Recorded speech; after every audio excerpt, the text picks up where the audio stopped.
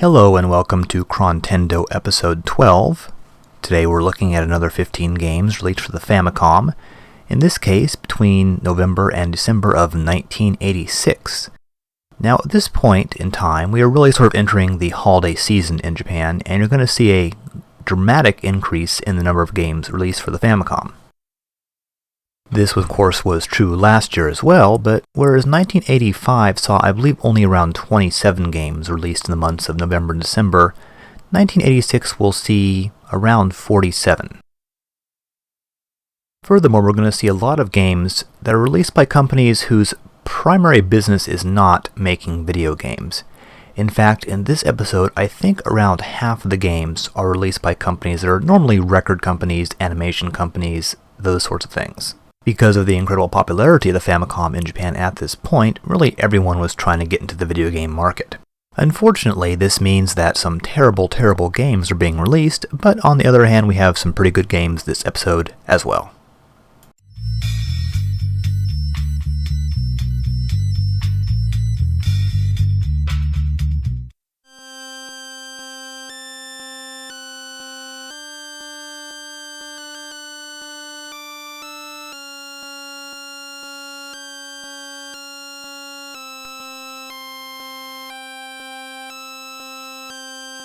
I must say that this is some of the most grating music I've heard on the Famicom so far.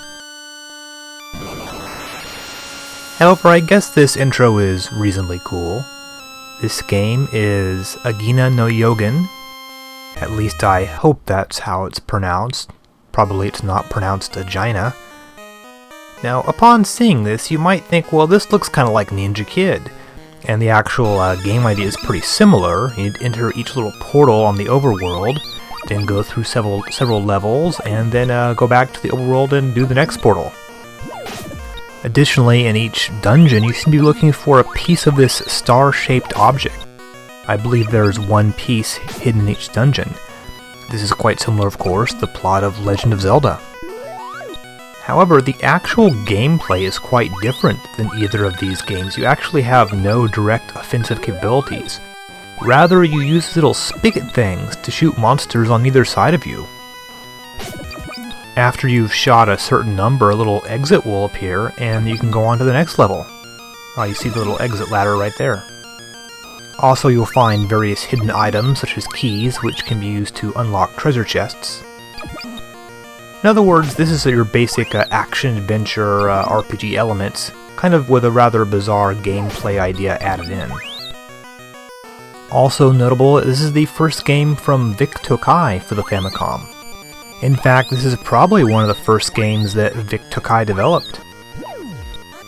Tokai is actually an established Japanese utility company, and Vic Tokai is their telecommunications branch. The VIC stands for Valuable Information and Communication. In 1986 they started developing and publishing video games, and they're also known in the US for having released some video games that did not actually originally publish themselves. For example, Bump and Jump was originally on Data East in the US. It was published by Vic Tokai. They started publishing and developing video games in 1986 and got out of the video game business sometime in the late 90s. Here is where I use one of the power-ups. This will swirl around and kill any monsters. Any power-ups you have will be, or any objects you have will be listed up at the top of the screen there. You also collect money and can buy things in little shops that you find occasionally. There's the entrance up near the top of the screen there. There's actually a little wizard dude who lives up there and will give you helpful advice. Well, not really helpful. Now, up until this point, the game was playable, if certainly not exceptional. However, once I got to the first boss, the whole game sort of falls apart. What you need to do here is to jump over him, grab the first piece of the little star doohickey, and then escape by jumping back on the block and getting out to the exit. Unfortunately, it's actually quite difficult. You can't kill him, you have no weapons on you, really. You need to simply jump over him and jump back on the block.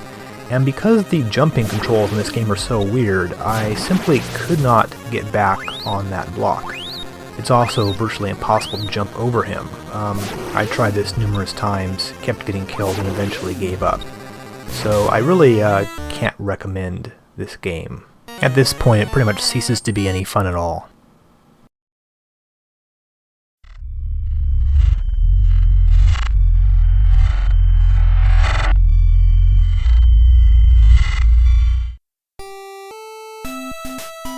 Our second game this episode is the utterly infamous Ganso Saiyūki Super Monkey Daibōken, a premium example of what they call kusoge in the East. That is, literally, a shitty game. First off, despite being a cartridge, Super Monkey seems to have loading times for some mysterious reason. Now, Saiyūki is what the Japanese call the Chinese novel Journey to the West, which, as you recall, was also the inspiration for the game Sun Sun, as well as countless Japanese comics, TV shows, and cartoons. Right away you'll notice the graphics look almost like those from an earlier generation of video game consoles. They have a sort of Atari 2600 feel to them. You'll probably also notice that you just seem to be sort of wandering around this little island with nothing to do. You can explore the island, but nothing actually ever really seems to occur on it. This is probably the first frustration gamers will encounter when they pick up this game is, hey, I'm just sort of wandering around. There's nothing going on here.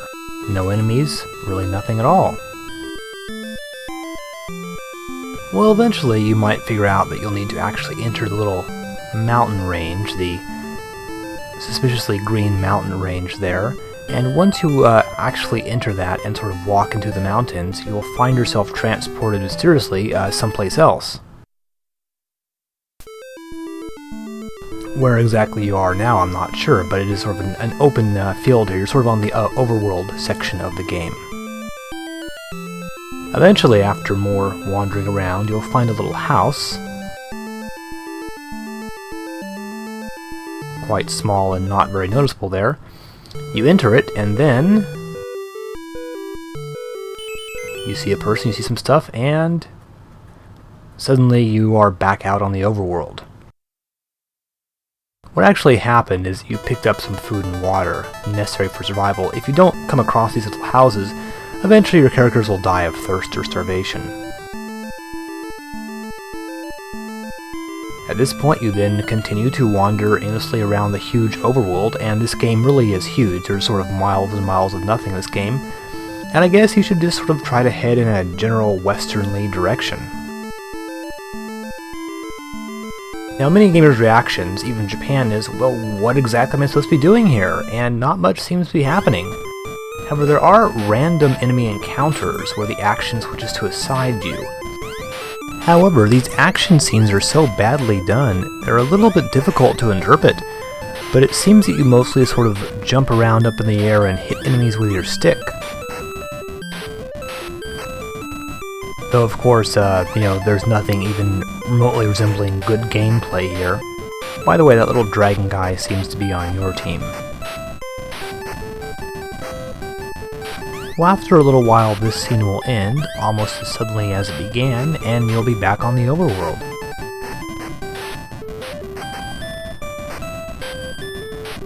Ah, finally done. Okay. There it ends, and there's a loading screen, and you are back to more exciting walking action. Along the way, you'll pick up some of your friends, and there is supposedly even some sort of boss in this game, but Super Monkey Daibōken seems to consist of around 90% walking across the overworld at excruciatingly slow speed. Almost as if the makers of this game wanted to depict a passage across China in real time. So, who is responsible for this? Well, this is the first Famicom release from VAP, Video and Audio Project, a Japanese music and television company. As for the developers, they have wisely chosen to remain anonymous. And of course, Super Monkey Daibōken does have a cult following in Japan, and is considered to be one of the absolute worst games ever made.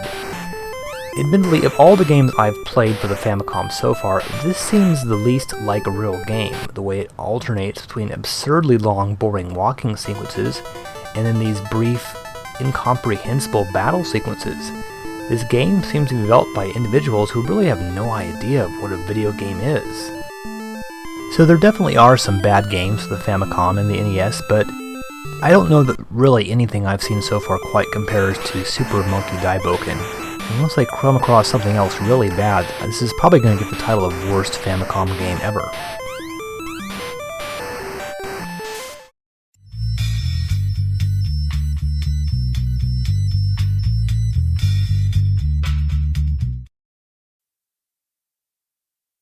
Hooray! It's another game from Toei and Shoei System, the same team that brought us that pile of shit, Hakoto no Ken.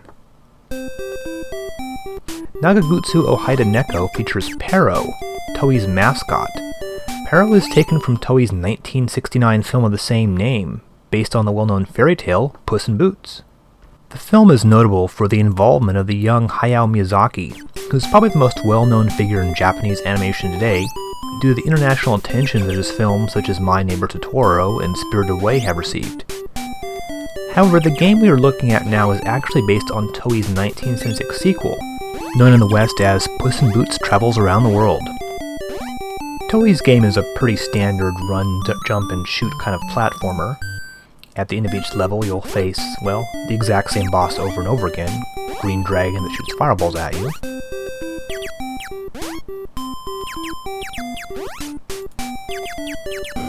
Whoops, there's the old I got hit with a fireball just as I was finishing off the boss. A little mouse comes and drags your lifeless corpse away whenever this happens.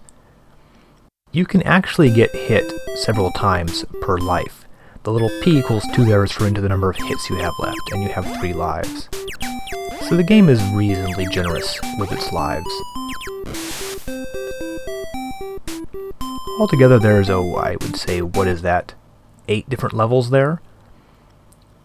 And there's a certain amount of variation between the levels. This level right here obviously takes place on the ocean with a little boat that can jump up in the air somehow. You defeat pirate ships, whales, lightning bolts, all kinds of silly things. This game is actually quite a bit better than Hakoto no Ken. It's not great, but it's certainly reasonably playable. The graphics are a lot better than Hakoto no Ken. The game is, well, it looks like a kid's game, but it can actually be a bit tricky in spots. All those little bolts of ball lightning, whatever those are relatively difficult to shoot and to dodge. Now, it's often stated that this game was released in the United States as Puss in Boots: Pero's Great Adventure. However, that's not really the case. If you've actually played both of these games, you'll find out they're more or less completely different games. They just happen to use some of the same sprites. The actual level and gameplay is quite a bit different, and Puss in Boots does have a lot of sort of more advanced platforming features, which is not surprising considering it was made 2 years later. So I guess we'd have to consider Puss in Boots to be more of a US-only sequel to a Japan-only game. But I would definitely not consider these to be the same game. Well, here we're back to the original Nagagutsu, and this level takes place in India, I believe? The actual goal of this game is to get Pero around the world in 80 days. You can see a little timer going by there. I currently have 36 days left. You start off with 80 days. I guess we really shouldn't judge this game too harshly. While it's not exactly the best thing to come out of the Famicom, Toei has certainly released worse, that's for sure, and it's, I suppose, reasonably playable, so you might as well give it a shot.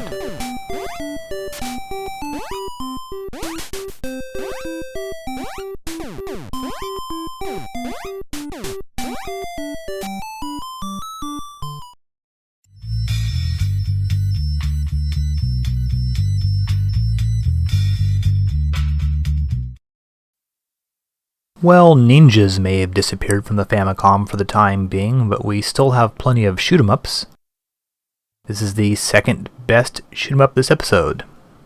This is Konami's Moero Twinbee, and this game is a Famicom-only sequel to Konami's arcade game. And there's actually a plot to this game. The subtitle means something along the lines of Rescue Dr. Cinnamon, and as you may or may not, Dr. Cinnamon is the scientist who actually created Twinbee and his little friends. Here he's been kidnapped by, well, aliens? I'm not really sure. One interesting thing about the Japanese version is it actually allows for 3 players. This is done by using the Japanese 4-way adapter. Konami did release this game in the US, but since the Twinbee franchise was not known, they released it under the name Stinger. And if I'm not mistaken, this may have been the only Twinbee game to be released for the Famicom in the US. For some reason, the US version, the Dr. Cinnamon's hideout, is described as being the Konami headquarters, and the person being kidnapped is perhaps a Konami designer?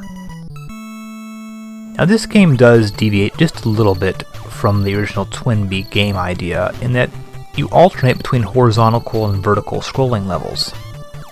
The first Twinbee game was strictly vertical only levels. I suppose one thing that might surprise you about this game is the number of crosses that appear in it. I thought those things weren't allowed by Nintendo of America. As before, you collect power-ups by shooting the clouds, little bells will pop out. If you grab them when they're gold, you'll get points. If you shoot them a certain number of times, they'll change color, and then you'll get a power-up depending on what color. For example, blue is a speed-up. I'm going to hit it until it turns silver, and then I've got double firepower. And you'll really need to try to utilize a lot of power-ups in this game if you want to get very far. Coming across the first boss here. Twinbee being a cube-up type game, all the bosses are quite eccentric looking, like it's a watermelon shooting watermelon seeds at you. Though I'm not sure in Japan, do watermelons have green seeds? I should mention that despite the fact this game is quite cute and charming looking, it really is a very serious shoot-'em-up and is very well designed. Some people don't like this game quite as much as the original Twinbee or some of the sequels because of the horizontal shooting levels, but I think they work relatively well. Get the little Konami logo there for some additional points. In the vertical levels, you'll need to use both buttons to fire both the laser beams and the bombs. Collecting the L and the R will sort of power you up again, allowing you to do like a rear laser as well as the front. Some of the best power-ups are actually not found in the bells, but rather by bombing things on the ground. Here we've powered up to a full-fledged death machine with spread shot and a shield. The spread shot can actually make some of the bosses much easier than they would be without it. This guy, for example, is a piece of cake with the spread shot.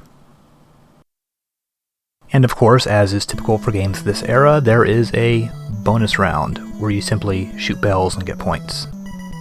So while Moero Twinbee is sort of regarded as the black sheep in the Twinbee family, it's actually a pretty good game. In some ways it's more enjoyable than the original Twinbee, has a few more additional elements added into it, and I would hardly recommend it if you're looking for a good shooter on the Famicom. On any normal episode, this would probably be far and away the best shooter of the episode, and the Twinbee series is really sort of a good example of great games that didn't get released in the US for some reason or another. And once again, while playing this game, I am quite impressed by the consistent level of quality Konami gives to its Famicom games.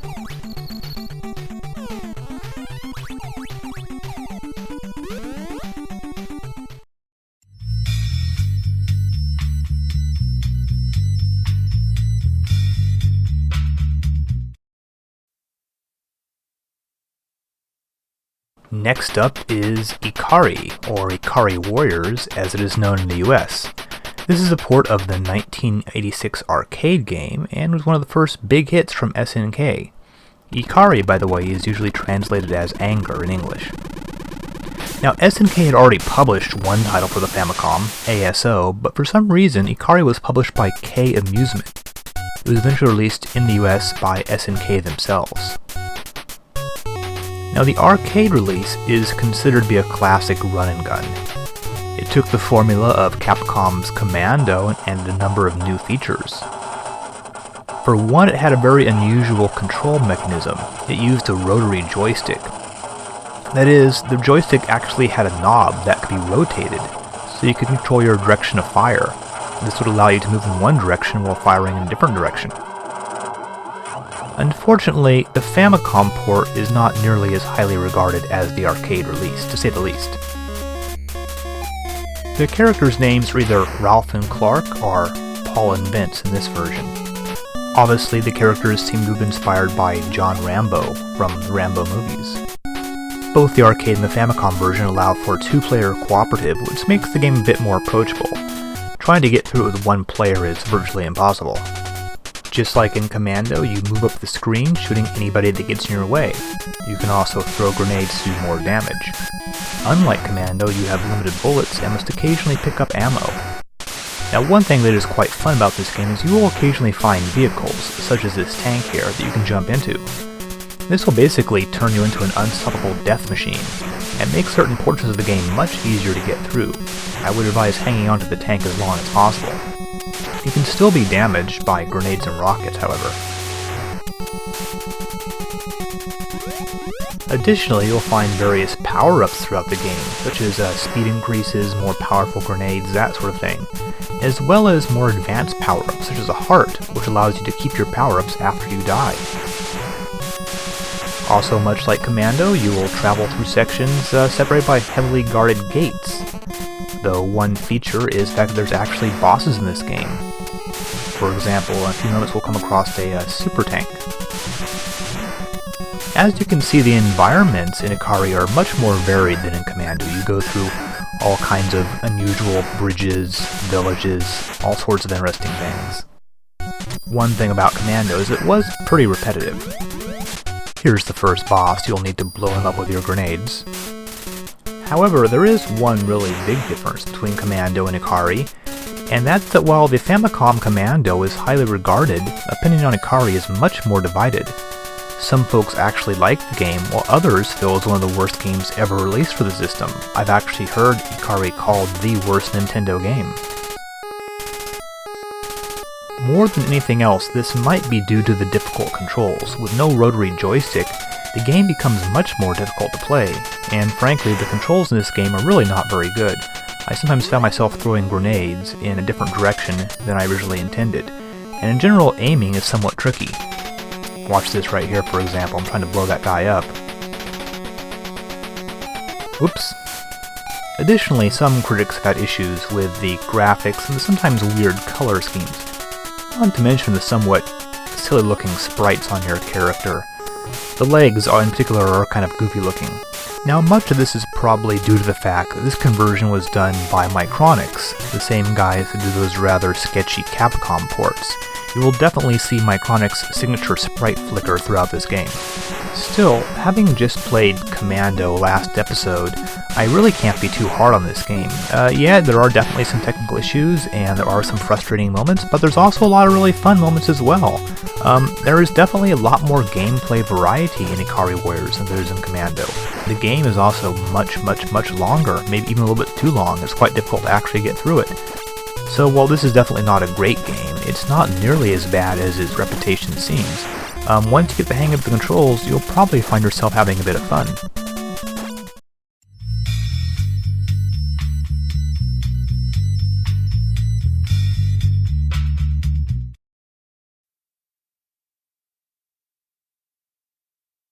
Well, here is something we'll start seeing occasionally, and is certainly a sign of the growing importance of home consoles in the video game industry: a console-only sequel to an arcade game. Mappy-Land is a Famicom original and a sequel to Namco's 1983 arcade game Mappy, which was released as a port on the Famicom way back in late 1984. Not surprisingly, Mappy-Land has been given a bit of a Super Mario-like makeover, and Mappy journeys through various locales collecting pieces of cheese. You need to collect all of the cheese to find the exit and then move on to the next level. Each level has a different theme. For example, this one here is obviously sort of Wild Westy, and a different method for slowing down the cats that were chasing you. In Mappy, you had little microwaves that sent waves of radiation to stop the cats. In this game, you have all sorts of things. As in the Japanese version of Mappy, the adult cat is named Nyamko rather than Goro. Most of the time, Mappy is a pretty fun game. This level definitely has the most violent method for dealing with the cats. You can drop a bomb that'll actually send them flying to the air and then exploding into tiny little pieces, which is pretty gruesome. Now, some of the elements of Mappy are actually not very successful, such as this level, which is more of a traditional platformer level. You need to jump across vines, avoid falling in the water, so on and so forth. This actually controls quite a bit differently than the rest of the game, and feels a little out of place. Sort of like an interruption in a mostly otherwise fun game. Then we have this rather spooky, almost Castlevania-like level, in which you are armed with some sort of ghost-busting device and use balloons to fly around. While I like this level, it doesn't really feel consistent with the rest of Mappy-Land. Now this scene right here would seem to obviously violate Nintendo of America's rules about religious symbols, but well, there it is.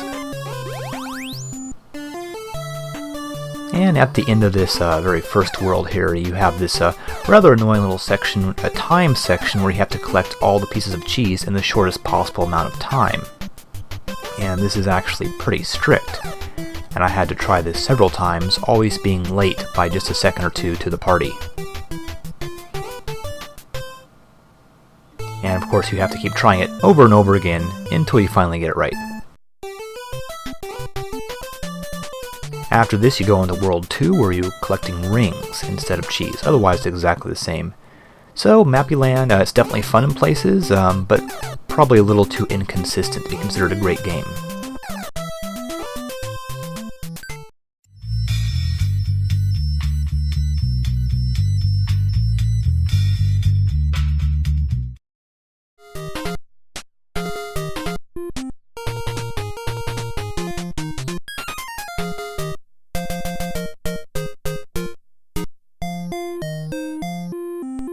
The holiday season can only mean one thing in the video game world: lame games based on licensed properties. In this case, it's Akira Toriyama's extremely popular manga and anime, Dragon Ball. This is the first of many Dragon Ball and Dragon Ball Z video games. In fact, there would be 9 games released for the Famicom alone. The series certainly didn't get off to a very auspicious start with this offering, courtesy of Bandai and Toza. We'll be using an unofficial translation so we can actually read the dialogue scenes. You play Son Goku, who is clearly based on Sun Wukong, the Monkey King. So this is actually the second Sun Wukong game we'll be seeing this episode. Dragon Ball bears a resemblance to the overworld portion of Zelda, only this game is pretty linear. On the first level you run around bopping guys and eventually enter a room with a boss. The bosses on the first level are pretty straightforward, simply run up and hit him. However, Goku has a pretty short reach, so unless you found the hidden staff weapon, you'll probably take some damage every time you hit him. Dragon Ball is moderately enhanced by the addition of a few weapons and power-ups. Now for some reason, Bandai liked releasing their games in the United States, even though they were usually based on cartoon series that were not well known over here. So just like their previous titles, Dragon Ball was reworked and released in the US as Dragon Power. Very little has actually changed, however. The character sprite of Goku was changed to give him sort of a little monkey face. And of course on the American box art there was a completely generic karate type guy jumping around for some reason. The basic plot is pretty much the same, however. Of course, American gamers were still at a bit of a disadvantage because without having read the Dragon Ball comic book, this game still didn't make any sense, even the Americanized version. However, there was one rather notorious change made in the American version, and that was in the cutscene involving the Turtle Hermit. In Dragon Ball, this Turtle Hermit character, Muten Roshi, demands to see Bulma's panties. Obviously this wouldn't fly with Nintendo of America's family-friendly policies, so they had to remove this part. I've always found this particular scene to be a little disturbing here. As the various panties fly around his head, he appears to start vomiting blood? Well, at any rate, in the American version, the panties were changed to sandwiches. In fact, the panties are actually sort of a power-up in the Dragon Ball game. You get them and you get a burst of extra speed for some reason, so they were actually changed to sandwiches consistently throughout the game. Well, regardless of these relatively minor changes, both versions are sort of saddled with rather irritating and uninteresting gameplay for most of the game. For example, in the next level, you have to run around looking for Oolong, and you do this by running into all these little houses and hitting on these various figures here. Oolong is hidden randomly in one of these. If you get unlucky, this can actually take quite some time. Which brings up to another major problem with Dragon Ball and Dragon Power. Namely, you have a life meter. However, not only are points deducted from the life meter when you take damage, but it's also constantly draining as you play the game, just like a timer. Enemies will sometimes drop items that will refuel a few life points, and I mean literally a few life points. However, these items are random and aren't dropped consistently. This wouldn't be so bad, except your life meter is not refilled when you complete a level. So if you took some damage during a boss fight, your odds of getting to the next level are greatly diminished. And since the life refills are so random, you can sometimes go a very long time without finding one. So if you're running low on life and none of the enemies have dropped life refills, you're pretty much screwed. As you can see here, I've taken some damage and I'm running quite low on life, and there really isn't much of a chance for me to find any way of refilling it at this point. So Dragon Ball boils down to being just another mediocre game from Toza. I assume it sold quite well regardless, though future Dragon Ball games will be based on an entirely different formula.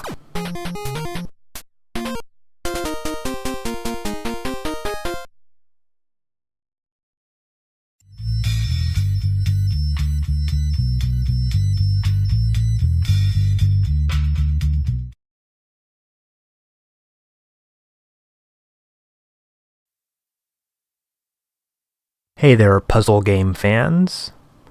Irem enters the FDS arena with this little game.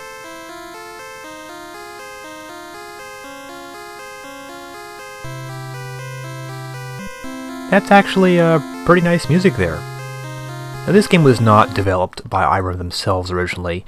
You notice it's licensed from Sadato Taneda. I'm not sure who this mysterious figure is, but I can only assume he's the guy who originally designed the game. The title is Monitor Puzzle Kineco, the Kinetic Connection, but it was also released for the MSX by Sony as just the Kinetic Connection.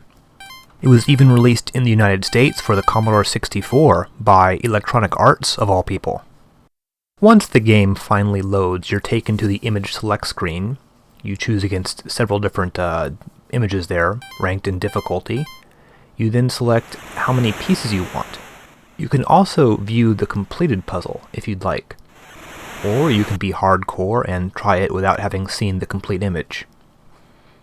Because we're complete wusses, we're going to try it at the easiest image setting as well as the smallest number of pieces. So this is a rather interesting and unique idea. This is a puzzle, just like a jigsaw puzzle, only the picture's actually moving. You simply grab a piece, put it in its proper place on the blank screen there, and then continue to assemble the picture. Use the D-pad and the B button to select a piece, then simply just pop it into place. Now as it turns out, the pieces are often not facing the right direction. You can use those buttons to either flip them upside down or flip them horizontally. As you can see there, one piece is actually backwards. We'll need to flip that one over. As you may have noticed, there's a little timer there in the background. It's also, you can compare how you're doing with the best score, which is currently at 7 minutes and 54 seconds.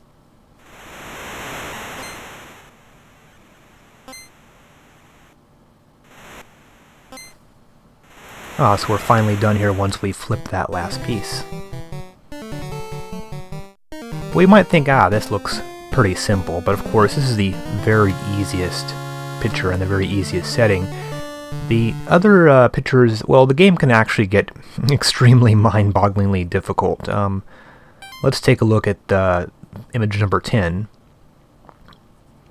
and then we'll go to the largest number of pieces. And, oh my god, it's just cherry blossom leaves falling in the wind or something. How can you possibly even consider putting this thing together? This one is a real mind blower, that's for sure. I noticed that the record time on this was like 1 hour and 51 minutes for whoever had this disc image originally, so if you're looking for a challenging jigsaw puzzle style video game, I guess this is the one.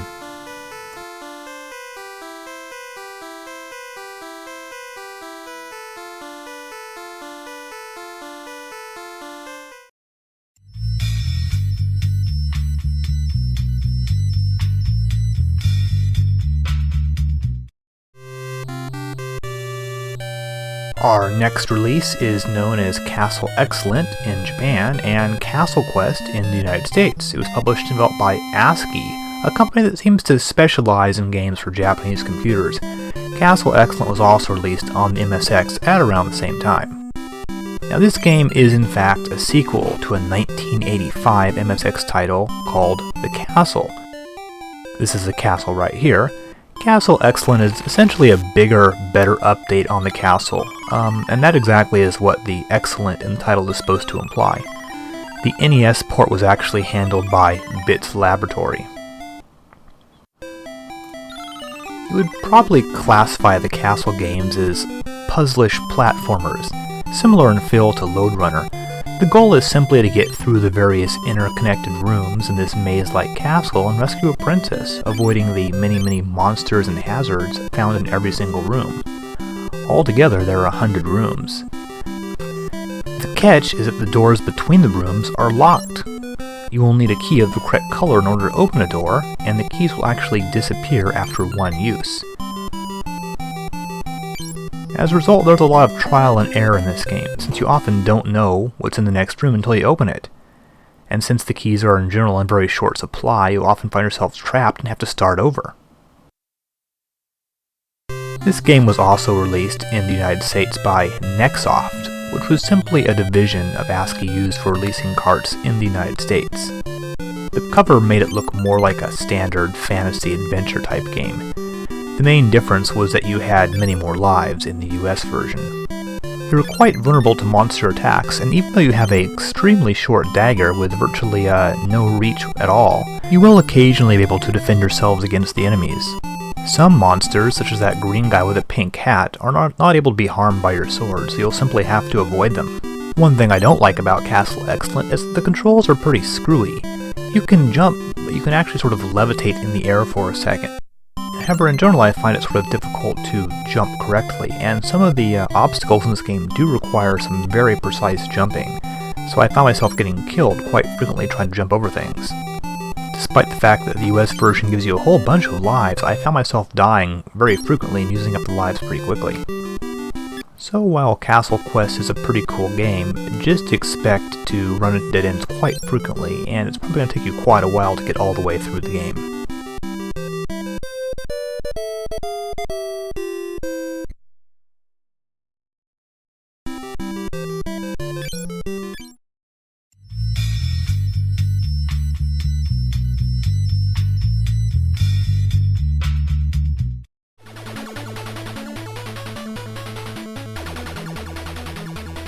Well, we've seen a lot of shoot-'em-ups on the Famicom so far, but finally we've come to one of the all-time great shoot-'em-ups for the system, Zanac, or Zanac AI to give the full title.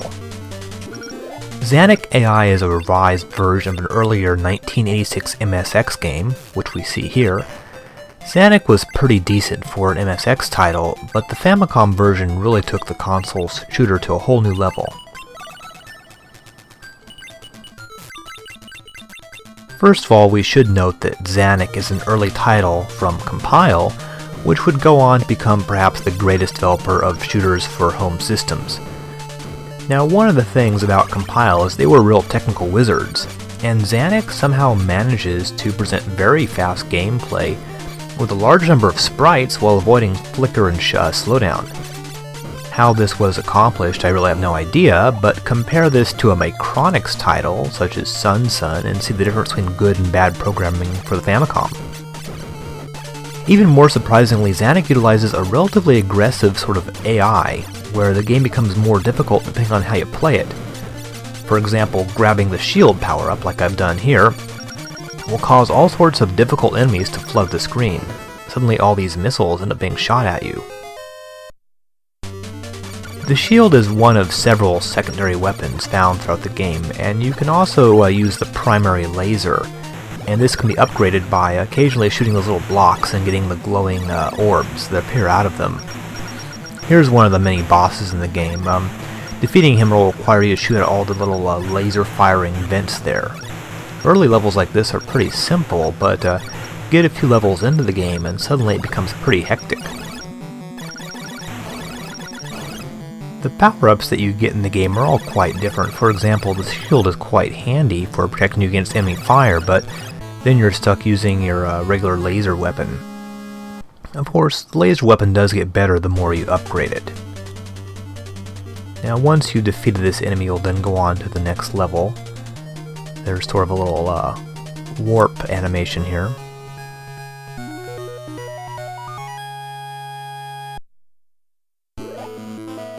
Yeah, I guess that's pretty cool. Now, your actual secondary weapon is selected by shooting those various numbers, like the 3 you just saw there. And if you collect the same number repeatedly, it'll power up your secondary weapon. And definitely some are more useful than the others. Oh, here apparently I've been killed and I'm stuck using my primary secondary weapon, or my laser, which is the primary secondary weapon is this sort of this old ball of energy that shoots out. Really not that great.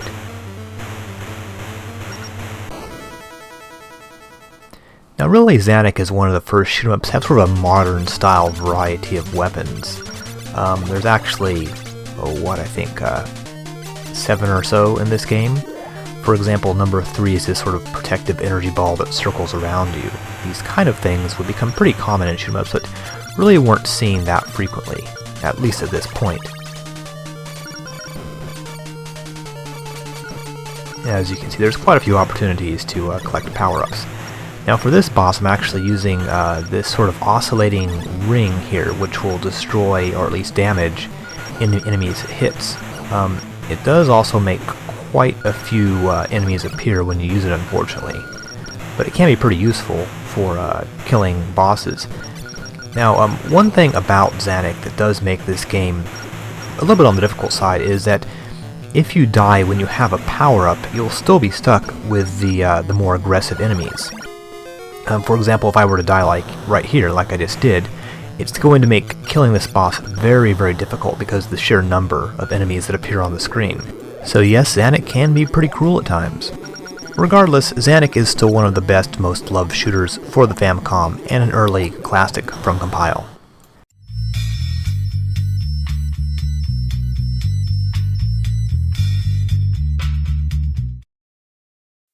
Now here we have sort of a curiosity, Karate Champ by Data East. This is the port of a very popular 1984 arcade game. The original arcade game would go down in the history books as being the first real one-on-one fighting game.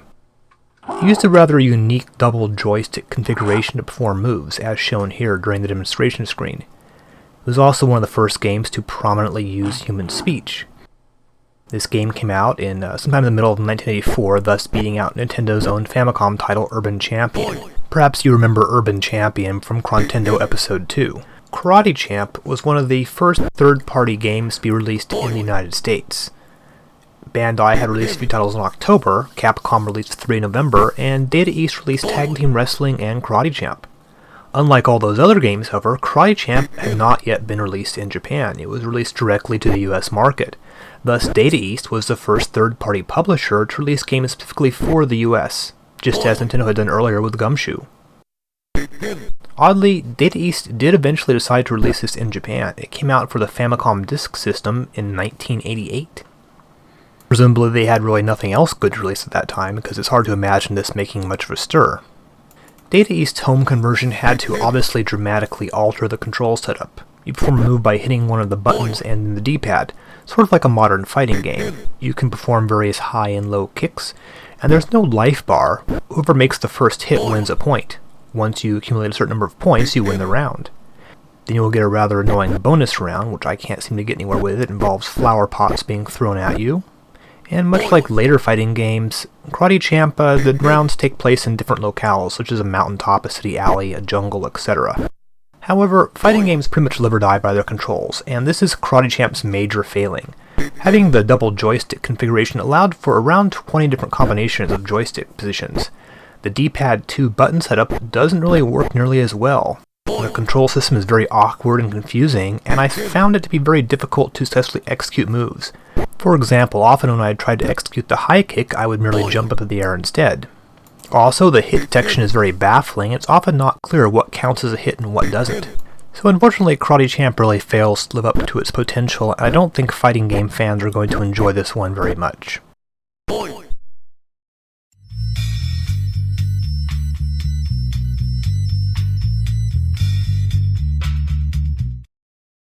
At last, we've reached December 1986, and we'll celebrate by looking at this vertical shoot-'em-up, Tiger-Heli. Released by Pony Canyon in Japan and Acclaim in the United States, this is a port of the 1985 arcade game, designed by none other than Toplin. In fact, I believe Tiger-Heli was Toplin's first shoot-'em-up. This is the arcade version here. It's a pretty nice little shoot-'em-up. One thing that's a little unusual is that all your enemies are actually land-based. You mostly fight tanks and ships and whatnot. You can also destroy civilian vehicles and houses as well. Not really sure what the plot of this game is, but it seems you're some sort of maniacal helicopter pilot pretty much killing everybody you see. This conversion was once again done by Micronix, who seem to be the guys to go to for cheap and dirty conversions at this point. Still, the game is not all bad and does have some nice graphical details like the actual shadow underneath your helicopter. Aside from your missiles, you have a very limited mega bomb. It'll blow up most things on the ground, but not everything. It has sort of limited range. And you can also get power-ups that mostly are actually little mini helicopters that attach themselves to your side and fly along with you, kind of like in Capcom's 1940 games. If this game reminds you a little bit of Gyrodyne, then it's because Toplin was sort of a spin-off from Klax, the company that developed Gyrodyne. Now, Toplin would eventually go on to specialize in shoot-'em-ups and release a number of well-loved titles such as Twin Cobra, Slap Fight, Zero Wing, Batsugan, and so on. Zero Wing, as you might recall, received quite a bit of notoriety a few years ago when a line of dialogue from the Mega Drive version, "All your base are belong to us," became a frequently referenced quote on the internet. Toplin eventually went out of business in 1994, but former employees kind of kept the spirit alive with other shoot-'em-up developers such as Cave and Aiding. Now, Tiger-Heli is definitely not the most original shoot-'em-up you will ever see. Obviously, it will remind you quite a bit of games like 1942, but it's still quite a bit of fun and can actually be quite tricky and challenging in spots. Here we see the little helper helicopter guys, and unfortunately you're also going to see a bit of Micronix's notorious sprite flicker here and there. This becomes especially bad in the boss fight coming up in a little bit here. Most of the enemies are relatively slow moving, but there sometimes can be quite a few of them. They also tend to sneak up behind you as well. All in all, I'd say this is definitely not a great game like Zanac, but it certainly is playable. One wishes that Micronix had done a better job. Here we're coming up to one of the bosses. It's these two large tanks, and as you can see, there's enough flicker here to give you a seizure. Additionally, the bosses don't really explode or anything when you shoot them, they just sort of shut down. So if you're a shoot-'em-up fan, it's definitely worth a bit of your time to take a look at this.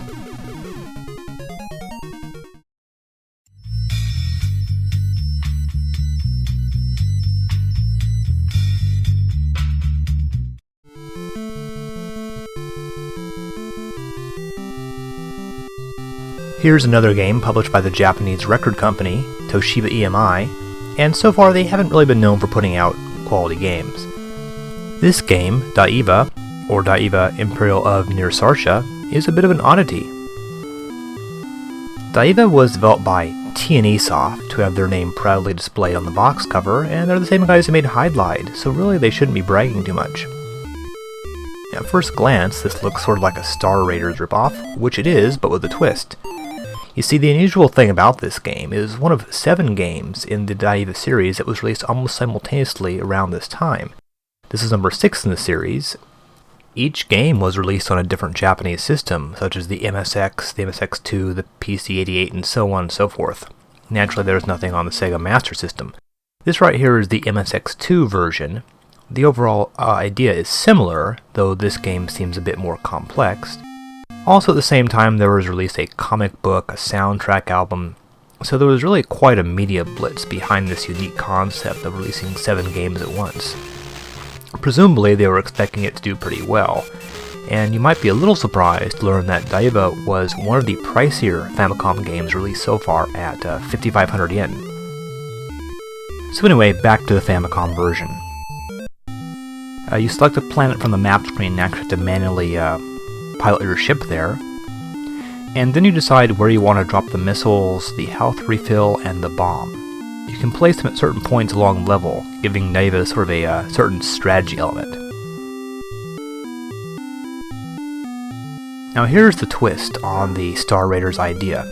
Each planet is a forced scrolling platformer shooting type deal.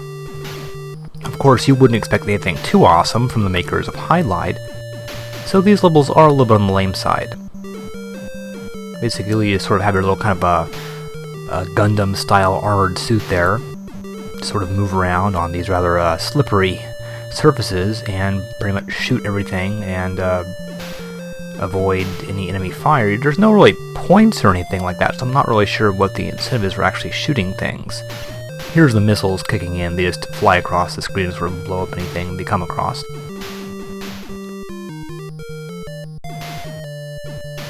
And we're now coming near the end of the level, and there's my health refill. It'll fill up my shield there.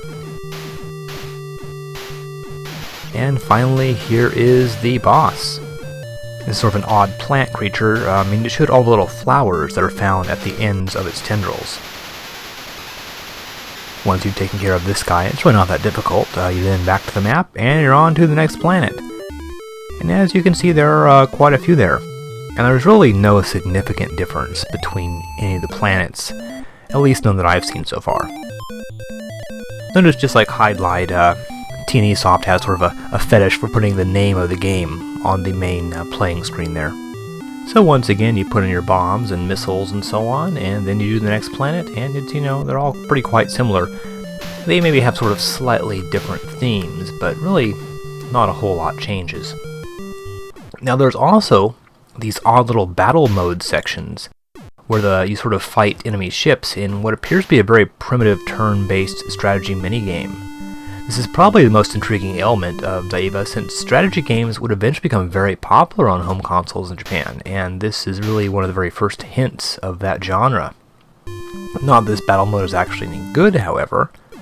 Daiva, like a lot of titles of this era, shows promise by introducing creative ideas, but ultimately fails due to bad execution. The bottom line is that the individual sections aren't very well handled, and the game ends up being sort of boring and repetitive.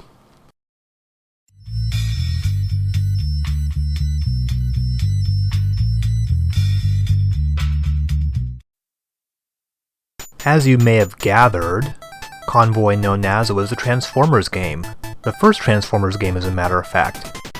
Don't get too excited, however, because Mystery of Convoy, or Convoy with an M as the box art says, is a horrible, horrible game. This is what will happen the first time you try to play it. Probably within around 2 seconds of starting, a Decepticon will fly right into you and kill you. This will probably happen a few times, and then you'll put the game away, which is the correct thing to do because this is really a terrible game and no one in their right mind would want to play this piece of crap. The developer, ISCO, has made this game unreasonably hard by means of some rather bizarre decisions on their part. For example, shooting a Decepticon jet will cause it to transform into its robot form. You can't actually shoot these robots because your laser simply sails over their heads. In your vehicle form, shooting the jets will cause them to transform and land on you, instantly killing you. So the first thing you'll learn while playing this game is to not try to kill the enemies, rather just avoid them by jumping over them. Still, enemies will often slam into you from off-screen while you're in mid-jump. Oddly, when you shoot an enemy, it seems to have a brief moment of invulnerability while it transforms. On the other hand, you will be instantly killed with one hit. You can very slowly transform from your robot form to your fire truck form, but neither form is actually very effective at killing enemies. Here's a good example of what happens when you try to shoot a jet as it passes over you. From what I've seen of this game, this is actually the rule rather than the exception. Enemies are literally impossible to hit at times, and are constantly taking cheap shots at you. Your character's capabilities are very limited. In robot form, he can only shoot straight forward and jump. In fire engine form, he can only shoot straight up, and a very worthless little bomb thing he can shoot out in front of him. Actually trying to play through all 9 levels of this game would take an enormous amount of dedication. Watch here as I try to shoot this Decepticon robot running towards me. The shot will actually just pass right through him. Yet a second ago I killed a different robot at about the same distance and the shot blew him up. I guess this is just incredibly bad hit detection? Eventually we come to the first level boss. This is another one of those bosses that can only take damage when you shoot him right in the center of his eye.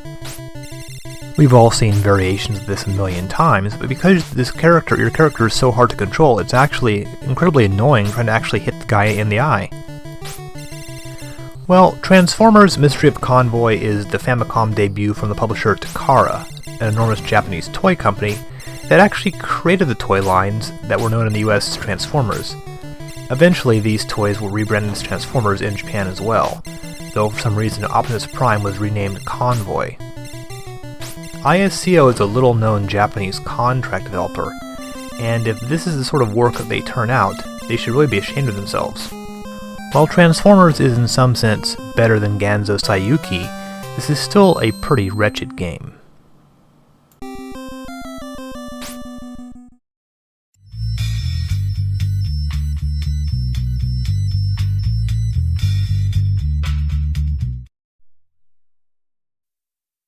In what's starting to be a Chrontendo tradition, our last game, Hottaman no Chisoko Tanken, is somewhat of a disappointment.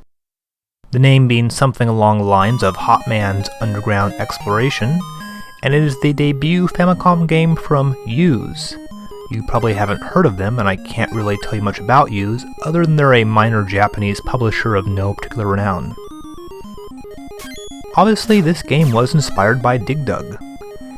You don't have a pump, you have some sort of little laser beam, and you can sort of think of Hottaman as being sort of an amped up version of Dig Dug, or maybe you can think of it as sort of Dig Dug cluttered up by a bunch of unnecessary elements. In Hottaman, you don't just dig around killing monsters, you actually are looking for keys. There's one right there. And once you have 4 keys, you can actually open up the exit door and go on to the next level. There's also these little caves that'll randomly warp you someplace around the level. Often they warp you back to the exact same cave that you entered into. And actually, certain elements of this game might remind you of Bomberman. You can occasionally find little bombs that allow you to blow up things. Oops, I got fried there. And the fact that you sort of need to perform a certain number of actions before the exit finally appears, there it is right there, is also sort of taken from Bomberman. When we start this first level here, we'll see a key that you'll need a bomb to get to. And there are other things you can collect as well. There's a little drill thing there that'll speed you up a bit. The eggs sometimes have helpful items in them. They often have monsters. You'll need to utilize the warp caves in this level in order to find all the keys. So this isn't really a horrible game, it's just sort of an uninspired game. I mean, quite frankly, Dig Dug is more fun than this. I don't really think the addition of power-ups and keys and those sort of things actually makes this game any sort of improvement on Dig Dug. It's basically one of those games that just sort of exists for no reason other than to put something on the shelves and have people pay money for.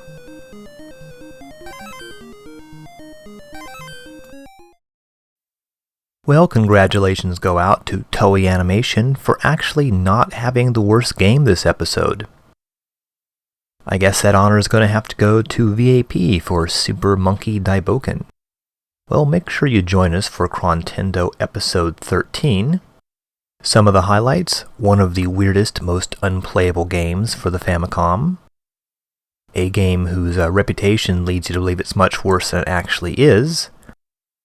A couple truly baffling games for the Famicom Disk System, and a pretty good game from Konami. So we will see you then.